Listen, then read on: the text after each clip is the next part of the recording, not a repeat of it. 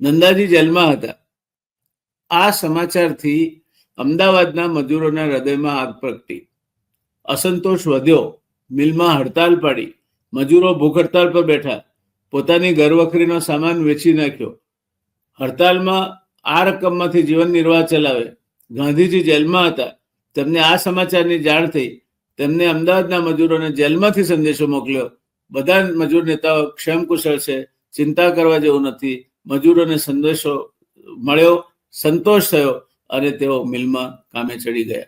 આ હતી નંદાજીની લોકપ્રિયતા. પોતાના નેતાને સરકાર, અને તે પણ અંગ્રેજ સરકાર જેવી જોર જુલમવાળી સરકાર, જેલમાં પૂરે એ માટે ઘરવખરીને બધું સામાન વેચી મારીને હડતાલ પાડે અને બિલકુલ ભાંગફોડ ન કરે, શાંત પ્રતિકાર કરી, સજ્જડ પ્રતિકાર કરીને હડતાલને આગળ વધારે.